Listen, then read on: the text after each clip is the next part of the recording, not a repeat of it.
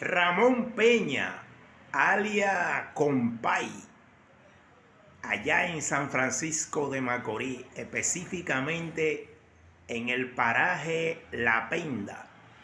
Ese era mi padre.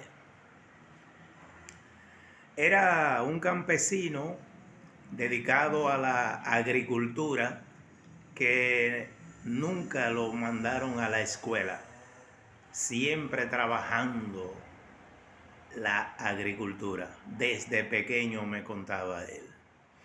Pero eso no quitaba de que fuera una persona muy inteligente y muy despierta y muy sociable.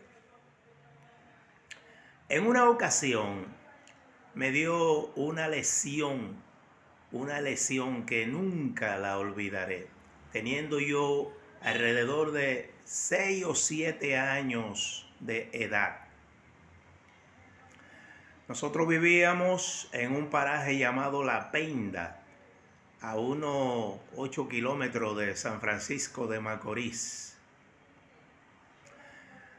Allí un día mi padre se le ofreció una diligencia y decidió levantarse bien temprano y se fue a un paraje mucho más lejano, ensilló su caballo y se fue, o aparejó su caballo, porque era un aparejo lo que se usaba por ahí, lo que llaman un aparejo, es diferente a la silla.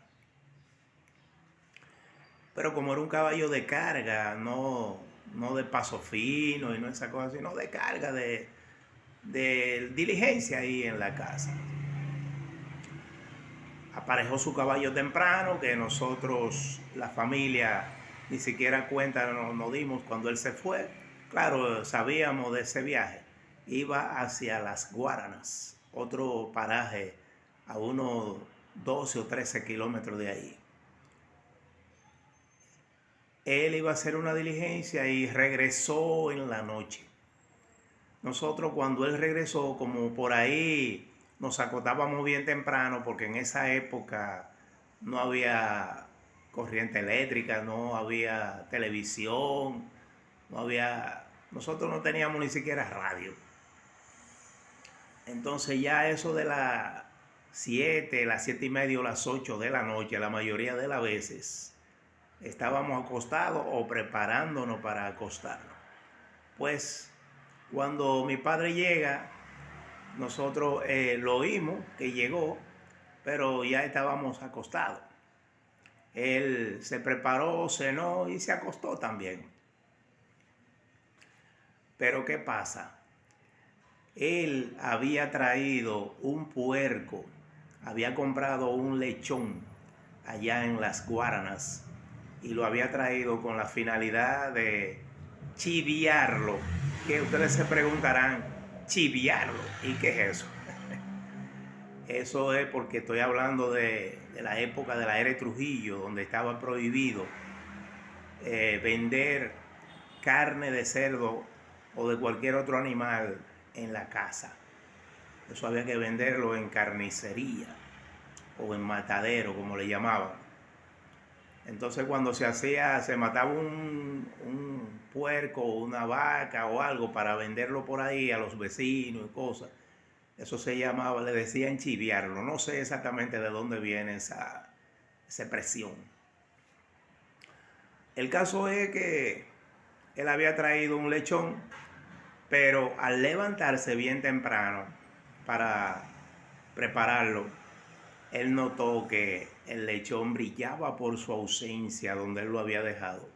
Lo había dejado amarrado en una mata de ahí del patio. Y buscó y no lo encontró por ningún lado. Pero ¿qué pasa?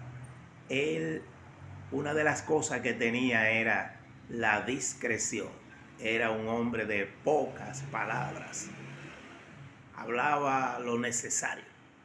Pues se quedó callado. Ni siquiera la familia le dijo que había traído ese lechón.